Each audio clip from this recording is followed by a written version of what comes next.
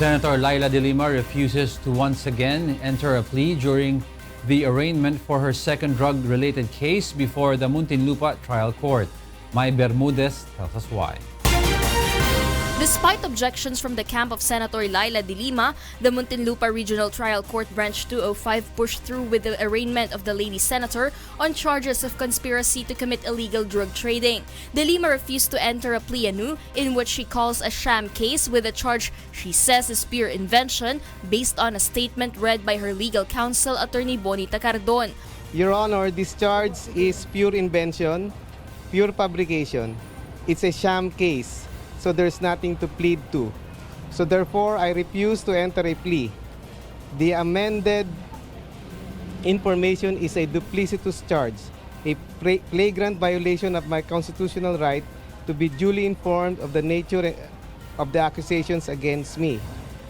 Under the court rules, when a defendant refuses to enter a plea, an automatic not guilty plea is entered by the court on his or her behalf. The case against the embattled legislator is related to her alleged transactions with high-profile inmate Peter Ko, who supposedly gave the former Justice Chief 3 million pesos and 4 vehicles in exchange for allowing illegal drug trading to proliferate within the National Penitentiary in coordination with Jose Adrian Dera. Judge Amelia Fabros Corpus also junked the senator's motion for reconsideration, which sought the review of new information and charges filed against her by the Department of Justice. Well, nandun kayo nung sa last week sa branch 206, ganun din na nangyari na without even going through the merits of our motion. De Lima's camp insisted that up to now, the prosecution team has yet to identify the type of drugs that were allegedly used in the purported drug trade and other evidence they plan to present against her. Yung nga yung makasakit doon hindi nga namin alam kung anong sasakyan yung sinasabing kinuha ni Senator De Lima. De Lima's legal team is currently preparing for the pre-trial of the case in September. Mai Bermudez, UNTV News and Rescue, Muntinlupa City. The Department of Justice finds probable cause to file charges against businessman Peter Lim for allegedly violating the Comprehensive Dangerous Drugs Act. The indictment of Lim, who was separately investigated upon his request, follows that of suspected drug lord Kerwin Espinosa, Peter Ko, his aide Marcelo Adorco, and others who have been charged for allegedly conspiring to commit illegal drug trading. A DOJ panel included Lim in the charge after deeming sufficient Espinosa's admission made in the Senate and Adorco's identification of Lim as one of Espinosa's drug suppliers. The prosecutors also found Lim's defense that he is not alias Jaguar as immaterial given the positive identification of Adorco and Espinosa. The DOJ panel meanwhile assures they will coordinate with concerned agencies to prevent Lim from departing the country. We will be dealing with the immigration as well as the National Bureau of Investigation to make sure that our resolution does not remain a paper resolution. A witness presented by the prosecution panel admits that the police have found no evidence to link suspected drug lord Kerwin Espinosa to the raid on his father's house in 2016 in Alvarez, Leyte. During a hearing earlier on the drug and firearms charges pending before the Manila Regional Trial Court, Branch 26, witness Police Chief Inspector Darrell Chua revealed during questioning that dispositions and affidavits of Alvarez Mayor Rolando Espinosa Sr.'s employees who were arrested during the raid did not mention Kerwin at all. They also did not find anything during a search that would implicate Kerwin to the items found during the raid. Chua was the one who applied for the search warrant on the late mayor's house and corroborated to the court the factual details of the raid. The prosecution panel presented Chua as witness in a bid to prove Kerwin's involvement in the vast drug network in the Visayas, but the defense questioned the witness' credibility.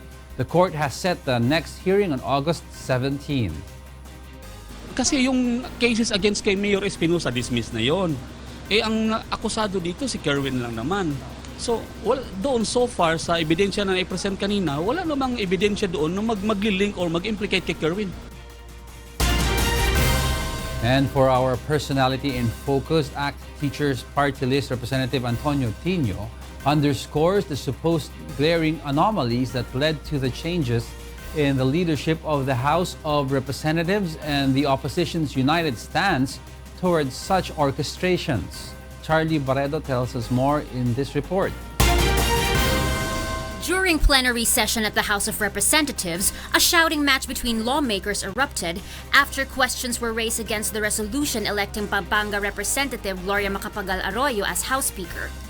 It can be recalled that ACT Teachers Party List Representative Antonio Tinio stood at the podium to object to the adoption of the resolution but was supposedly prevented with the turning off of his microphone. Yung majority gusto nilang mag-ratsyada ng pag-approve dun sa Resolution 2025. Gusto nating tutulan, pero nakita naman ng lahat na hindi kinilala yung anumang objection dito, basta in-approve na lang. So mahalaga na mapa-approve nila yon dahil yung resolution ay magpapasok sa records ng House nung pagboto daw kay GMA bilang Speaker. So anyway, mukhang pinapakita na noon kung anong magiging estilo ng leadership ni GMA bilang speaker, no? Hindi kumikilala sa tunay na opposition at sa anumang pagtutol. Despite what he thinks was a coup d'etat that transpired at the day of the State of the Nation address of President Rodrigo Duterte, the lawmakers stressed that the reality is that Arroyo was supported by the majority and there is nothing the opposition can do about it. Essentially, coup d'etat yung nangyari, and it's not in accordance with the House rules. No? Be that as it may, ang realidad ay may suporta ng mayorya si GMA. No? So, sa ayaw o sa gusto natin, ayaw man o gusto natin, siya ang speaker. Ganun yun. On another note, Tinio underscored that the overriding decision of the majority to recognize Danilo Suarez as the minority leader was foolish.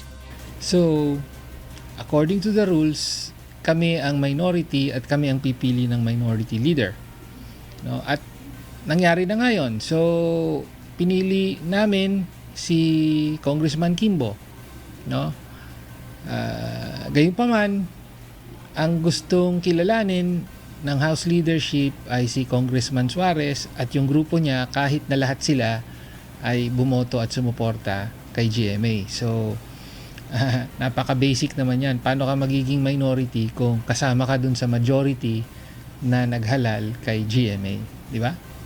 So, lokohan talaga. Tinio also emphasized that the move that led to the ouster of Congressman Alvarez was carefully planned by the former speaker's adversaries. Hindi naman hearsay yun eh. Hindi naman nila tinatago yung role nila eh. So, Sara Duterte, GMA, Sara Duterte, Amy Marcos, nagtulong-tulong talaga yan.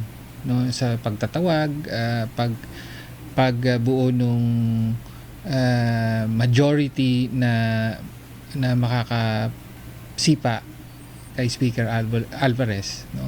The congressman assured that the minority will continue to oppose the anti-people policies being pushed by the Duterte administration, such as the train law, the declaration of martial law, and contractualization. That's necessary. No? Kung walang gagawa nun, anong mangyayari sa House na to? Di puro oo na lang. Puro sunod-sunuran kay Presidente at sa Mayor ng Davao. Ganun ba? Ganun ba ang yan ba ang Kongreso ng Pilipinas? Ganun na ba yun? Charlie Barredo, UNTV News and Rescue, Philippines. An election watchdog is pushing for a hybrid election system in 2019 following claims of irregularities in the 2016 automated polls. Ray Pelayo tells us why. Lawyer Glenn Chong of the Tanggulang Demokrasya has expressed disappointment after he was unable to show proof to back his claims of irregularities during 2016 national elections in a Senate hearing last Tuesday. Chong alleges discrepancies in election results, citing early transmissions made to 459 PCOS machines a day before the election in May 2016. 8:32 ng gabi, the machine, the PCOS was shut down. And ang last message ng PCOS, I was unable to transmit to 3 servers. 2 hours and 44 minutes later, an electronic transmission of results was received by the Municipal Board of Canvassers of the Municipality of Colaba in Biliran at 11:23 in the evening. The question is, sino ang nagpadala ng resultang yun because the machine was already switched off. Last May 6, 2016, Senator Tito Soto disclosed in his privileged speech about the early transmission of election results.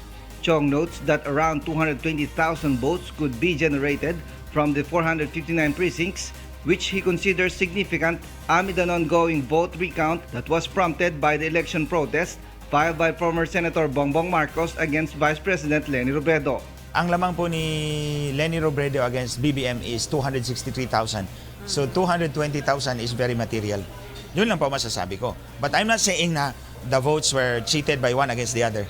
To avoid election fraud, Chong proposes to use a hybrid election system for the 2019 midterm polls. It means that voting would be manual while vote transmission will be automated through applications. Wala pong pinagkakaiba ito sa Smart Batik. Mas mura pa ang sistema, meron ka ng hawak na ebidensya dahil nabilang at nakita mo yung pagbibilang ng boto. UNTV News is still trying to reach the Commission on Elections to get its comment on the said proposal. Ray Pilayo, UNTV News and Rescue, Quezon City. Finance Secretary Carlos Dominguez clarifies he is not opposing federalism following reports on the economic manager's take on the draft charter. Rosalie Cos tells us why. Finance Secretary Carlos Dominguez releases a statement today clarifying his remarks about federalism. This is after Dean Ranillo Aquino, a member of the consultative committee that drafted the proposed federal charter, questioned the earnestness of the Duterte administration to push for federalism following the warnings of the economic managers before the Congress. Dominguez denied they are against federalism but are only pointing out issues with respect to the fiscal provisions of the proposed constitution. He said there are ambiguous provisions on revenue and expenditure assignment as well as the principle of the revenue sharing between the would-be federated government and federated regions. The economic managers recently stated in a Senate hearing that the government's plan to shift to federalism might affect the economy, especially with possible higher interest rates and what will be the source of payment for national debt, among others. Dean Aquino, meanwhile, welcomes this latest statement of the cabinet member, saying this will give way to more intelligent and deeper discussion on Chacha and federalism in the Congress. However, he hopes for better communication among government officials.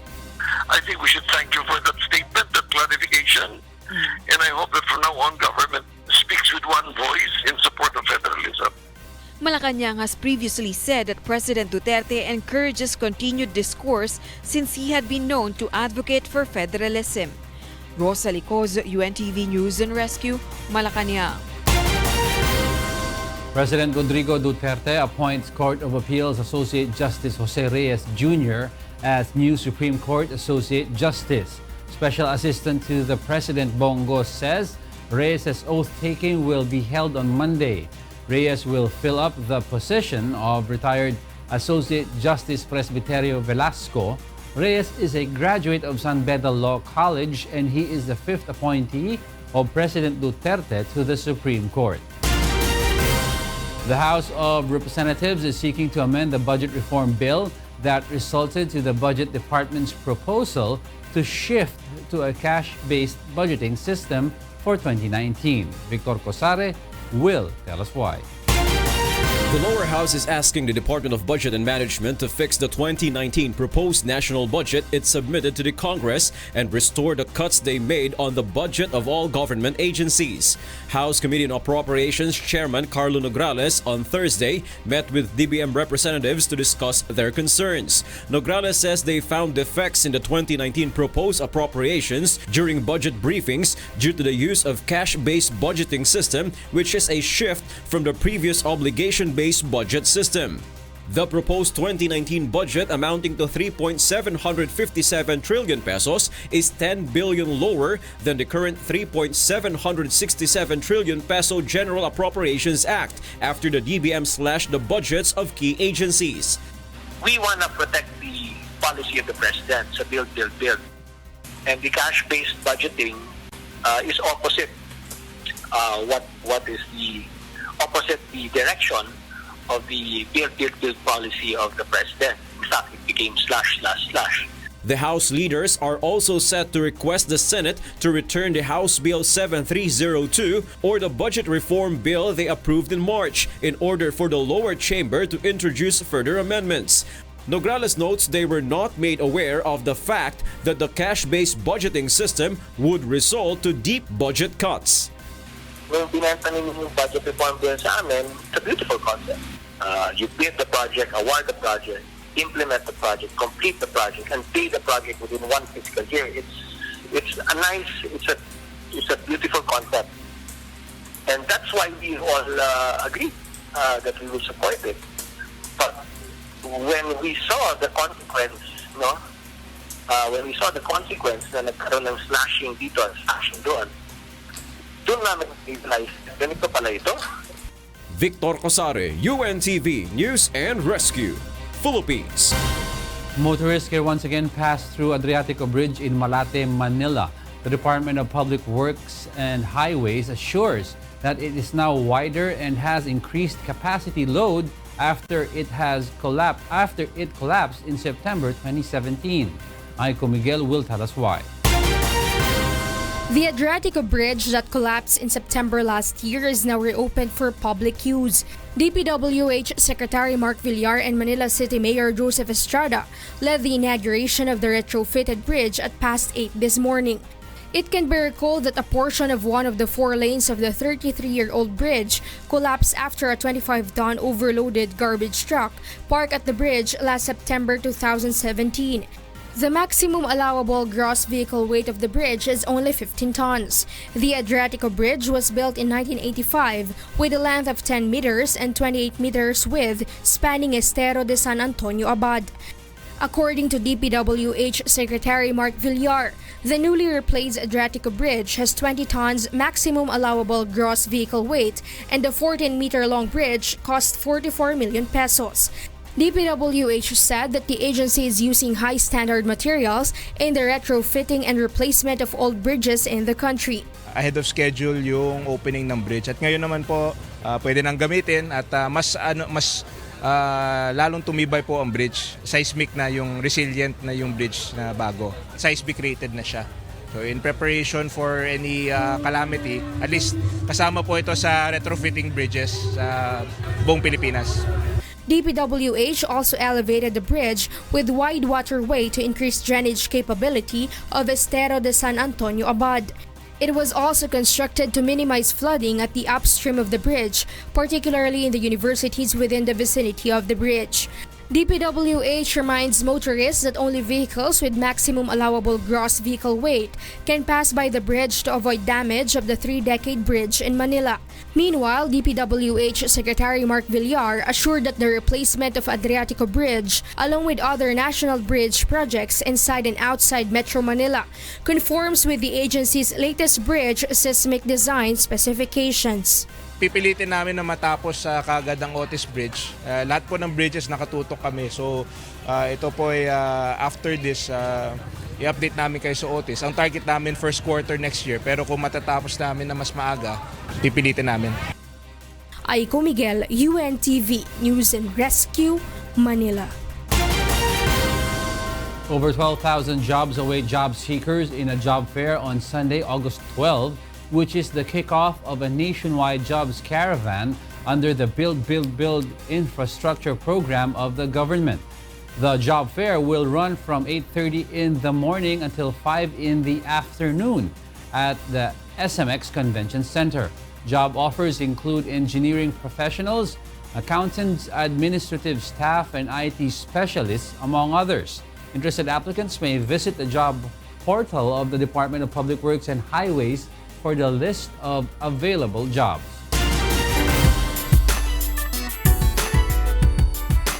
A beauty queen and scuba diving enthusiast will be joining UNTV's The Dive Show as it sets to begin a new season. Brian Evangelista will tell us why.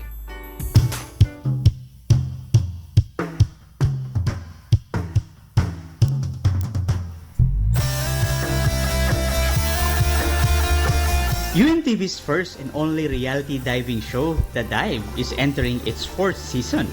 And to further enliven the already exciting diving experience it offers, its regular host, marine biologist Luis Heredia, will now be joined by Cindy Maduma. Maduma is a Filipino certified dive master and was crowned as 2015 Miss Scuba International after besting 17 diver beauties. And during that time, I was competing with scientists, marine biologists, scuba instructor, and I was only open water with 5 dives during that time. Pero, you know, God is really great that I was able to win the first crown for the country. She will be joining UNTV's The Dive this season to show that females can also excel in water sports and take part in advocating marine conservation and protection. You know, people think that scuba diving is only for men, but that's not true because scuba diving is for women too. And we have a lot of women scuba divers and they are now leaders for marine conservation and diving, lalo na si Dr. Sylvia Earle. Heredia, meanwhile, has only positive words for Maduma's passion for promoting the welfare and wonders of the underwater world when she joined the team in a diving session in Bawan, Batangas. One thing that I could sense already in a couple of dives that I made with Cindy is that she really believes in what she does. She does what she preaches. Kay Kuya Daniel, actually I first met him in UNTV and I was really grateful and lucky to be chosen as the co-host of Mr. Luis Heredia. Thank you for the opportunity. I will never forget it, and I congratulate you for this wonderful program that you have, UNTV Public Service, for educating the people about the diving, about travel, about marine conservation. That is really close to my heart. And alam ko magiging successful pa ang show na to, and looking forward for more years with UNTV. Maraming salamat, Kuya Daniel. The Dive program, which airs every Saturday at 5:30 p.m., presents various diving adventures which aims to showcase the wonders of God's creation and the diversity of the underwater world. Brian Evangelista, UNTV News and Rescue, Bawan, Batangas. For the implementation of the high occupancy vehicle scheme, which aims to ban cars with only one passenger in EDSA. Monokson tells us why. Starting August 15, the Metro Manila Development Authority will conduct a dry run for the carpool lanes along EDSA. This is in preparation for the full implementation of the high occupancy vehicle scheme, which bans cars only carrying drivers from plying the major thoroughfare. The MMDA gained the approval of the Metro Manila Council last August 7 for the enforcement of the said scheme, which aims to encourage carpooling to reduce the number of vehicles traveling through EDSA. Ang ipinopromote natin dito, baka kayo naman na isang pamilya, mag-asawa, on the way yung isa, baka pwedeng isang sasakyan na lang kayo. Kung kayo po magkaklase, magka-village, magka-opisina, baka pwedeng magsama na kayo sa sasakyan. In a study conducted by the agency, around 200,000 vehicles will be reduced in EDSA once the scheme takes effect. Average traffic flow speed will also improve from 11 kilometers per hour to 30 kilometers per hour. The MMDA, however, clarifies that the solo driving ban in EDSA will only be implemented from 7 a.m. to 10 a.m. and 6 p.m. to 9 p.m. Drivers will also be allowed to ply on the side streets. Apprehended motorists will be fined with 1,000 pesos. Lahat po ng sectors, motorsiklo, public utility, and private, nagsisisihan sila. Tinuturo nila sino cause ng traffic. So ang sabi nga namin, hindi pwedeng isang sector lang ang maapektuhan. Kailangan lahat magsakripisyo. No? Kasi ang makikinabang nito tayong lahat din naman eh. Meanwhile, the supposed opening of the provincial bus interim terminal in Valenzuela City will not push through on August 15, as the construction of its facilities is yet to be completed. The agency, however, clarifies that the provincial bus ban in EDSA will push through on Wednesday, but only from 7 a.m. to 10 a.m. and 6 p.m. to 9 p.m. All provincial buses from the south will use the terminal in Macapagal Boulevard, while those from the north can meantime use their respective terminals in Cubao or the Araneta bus terminal. Violators will be penalized with 2,000 pesos. Mon Hocson, UNTV News and Rescue, Makati City. The Philippine Competition Commission or PCC issued today a commitment decision detailing Grab's undertaking to address competition issues. These are commitment to service quality, fair transparency, pricing, driver-operator non-exclusivity, commitment, incentives, monitoring, and improvement plan commitment, including the removal of its C destination feature.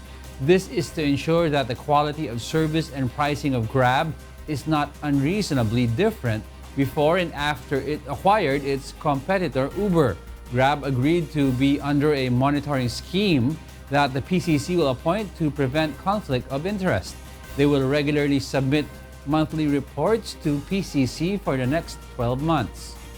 Public naman po, pwede naman kayo anytime na magsumbong sa PCC kung meron kayong nakikitang behavior na sa tingin ninyo ay anti-competitive. Na ibig sabihin, sa inyong palagay, ito ay masamang behavior na dulot ng pagiging isang monopolyo. Meanwhile, Grab Philippines assures the regulators and stakeholders that they will act responsibly and adhere to their voluntary commitments. Grab's voluntary commitments include adherence to the industry standards on non-exclusivity arrangements between TNVS providers and drivers and operators. Ang goal ng undertaking na ito is para may restore yung nature ng market before the acquisition. An environment-friendly air conditioner invented by a Filipino student in Albay is seen to be the timely answer to mandate to phase out harmful chemical refrigerant called hydrofluorocarbons. Robbie de Guzman tells us why. The 2018 Regional Science and Technology Week of the Department of Science and Technology officially kicks off in Legazpi City, Albay. The science fair features inventions and innovations of students that might become beneficial, especially to poor households. Such is the environment-friendly air conditioner, dubbed as Air Disc, developed by 19-year-old Maria Isabel Angel Palma. Representing the Philippine Science High School Bicol campus, Palma invented the energy-efficient air conditioner using a disc-shaped compressor based on low compression pressure and high volume of air molecules as refrigerant. The current air conditioning system uses rotary compressors with pressure and low volume with the harmful hydrofluorocarbons or HFCs as the medium of cooling. Scientists have tagged the HFCs as one of the major causes of the ozone layer depletion of the Earth. Palma's invention could revolutionize the way homes are cooled and could also help reduce greenhouse gas emission as it leaves virtually no carbon footprint. She says the Air Disc prototype could also help lower electricity bills as it only uses 350 watts compared to 1,200 watts of a regular air conditioner. Basically, yun po yung inspiration ko, yung mga taong less fortunate and mabe-benefit din ito, and syempre yung environment natin na kailangan natin alagaan. Palma spent 5,000 pesos to develop her green aircon with the help of her father. Palma is excited with the potential of her air disc technology. It is also expected to be considered as a timely answer to the mandate to phase out HFCs after she recently completed the application process for a patent at a U.S. agency. She has been the pride of the DOST and her school, with her air disc becoming a consistent winner in international invention conferences. DOST also urges other young inventors like Palma to showcase their skills and talents to be provided with technology and financial support. We can provide them support in terms of registration of patent, kung nangangailangan ng mga pilot commercialization, prototyping, and even initial commercialization. Tumutulong po kami dyan. Yung DOST po merong agency that is handling that, yung technology application and promotion. Robbie De Guzman, UNTV News and Rescue. Wishers from Bulacan and nearby areas proudly showcase their singing talent. Leslie Longbowen tells us why.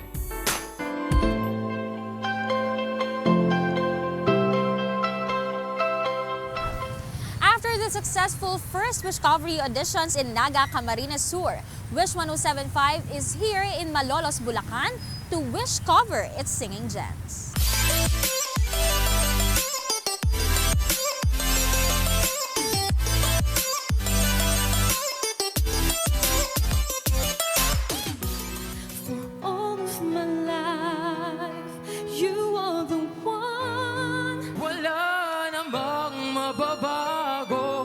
Pagtingin ko sa iyo. Kung pwede lang bawasan natin ang mga tampuhan. Among the auditionees is Diana Ibanez, who dreams to sing on the Wish Bus. Mananatili, tapat sa pangako, handang maghintay sa iyong pagmamahal. Tsaka gusto ko rin pong mapakita sa mga iba kong mga kaibigan tsaka po sa family ko na nakapunta ako or nakaabot ako sa ganong level po. Meanwhile, these male auditionees surprise many as they sing with female vocal range. Ang pagmamahal sa'yo'y walang hangganan, dahil lang minsan ay magpakailanman. Akin ka na lang, ang dinadasal sa sobrang saya. Siyempre, wish cover ito eh. So, sobrang nakaka-overwhelm, nakaka-flatter na maging part kahit ng audition man lang. Wishers in Cavite and nearby areas should prepare next for the Wish Covery audition slated on Monday, August 13. Leslie Longbowen, UNTV News and Rescue, Malolos, Bulacan.